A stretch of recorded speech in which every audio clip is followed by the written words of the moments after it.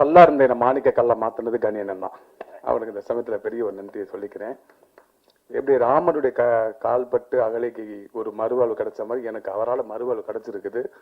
இன்னைக்கு உலகம் முழுக்க வர பாராட்டுகளுக்கு எல்லாம் அவரால் தான் எனக்கு கிடைச்சது. ஏன்னா அந்த சமயத்துல நம்பி இந்த படத்தை எதுவுமே கேட்காம ஒத்துக்கிட்டார். நல்லா எடுப்பீங்களா மாட்டீங்களா என்ன அப்படின்னு தெரியல, கதையில இருக்கிற அந்த உயிர் அந்த நேர்மைக்காக ஒத்துக்கிட்டாரு. அவர் அண்ணன் நாங்க சொல்லுவேன், அவர் என் அண்ணன் சொல்லுவாரு, நடுவுல வந்து தம்பி எங்க இருக்காருன்னு தெரியாது. அப்படி ஒரு உறவு எங்களுக்குள்ள. மொத்தத்துல வந்து அவர் சிறகு இல்லாத ஒரு தேவதை.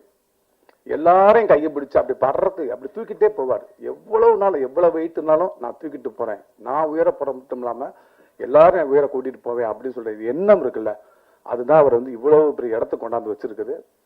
ராமம் ராகவம் பாக்குறப்ப எல்லாருமே அவங்க அப்பாவை வந்து கனெக்ட் பண்ணிக்குவாங்க.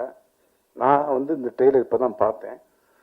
பார்த்தோன்னா வந்து அப்பா வந்துட்டு ஒரு நிமிஷம் சடனா மின்னல் மாதிரி வந்துட்டு போனாரு. இதுவே இந்த படத்துக்கு கிடைச்ச மிகப்பெரிய வெற்றி. ஒவ்வொரு அப்பாக்களும் வந்துட்டு போவாங்க. அப்படி ஒரு குடும்ப ஒரு உணர்வை இந்த படம் ஏற்படுத்தியிருக்குது. எல்லா சினிமா விழாக்களையும் குடும்ப விழாவா மாத்துறது அண்ணனோட படங்கள் மட்டும்தான் நினைக்கிறேன். இந்த படம் மிகப்பெரிய வெற்றி பெறும் நினைக்கிறேன். தேங்க்யூ.